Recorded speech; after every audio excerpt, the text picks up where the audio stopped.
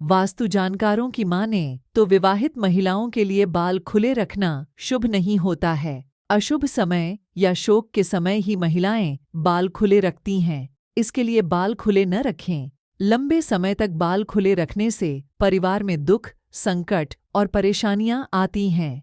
क्यों नहीं रखने चाहिए? बाल खुले मान्यताओं के अनुसार बालों से कई तरह की तंत्र क्रियाएं होती हैं। अगर बाल खुले होते हैं तो नकारात्मक शक्तियां जल्दी ही आकर्षित हो जाती हैं। अगर कोई भी स्त्री खुले बालों में कहीं बाहर जाती है तो बहुत आसानी से नकारात्मक शक्तियों और तंत्र क्रिया का शिकार हो सकती है। यदि आपके बाल छोटे हैं तो उन्हें खोलकर सोएं, क्योंकि उन्हें बांधने से आपकी खोपड़ी पर बहुत अधिक घर्षण और दबाव पड़ेगा। यदि आपके बाल लंबे हैं तो आप सोते समय अपने बालों, विशेषकर सिरों को टूटने या खींचने से बचाने के लिए उन्हें बांधना चाहेंगे। रात के समय क्यों नहीं करनी चाहिए कंघी? ऐसे अगर आप रात में कंघी करना बुरी शक्तियों को आमंत्रण देने के बराबर होता है। ऐसा करने पर घर में कई अप्रिय घटनाएं होने लगती हैं, जिसका बुरा प्रभाव परिवार के सभी सदस्यों पर पड़ता है। इतना ही नहीं, महिलाओं को रात में खुले बाल करके सोने की भी मनाही होती है।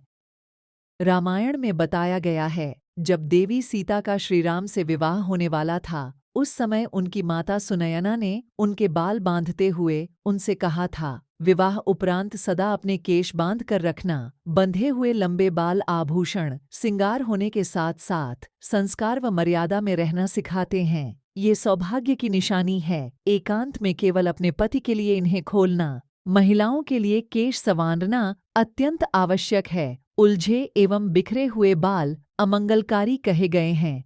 कैकेयी का कोप भवन में बिखरे बालों में रुदन करना और अयोध्या का अमंगल होना।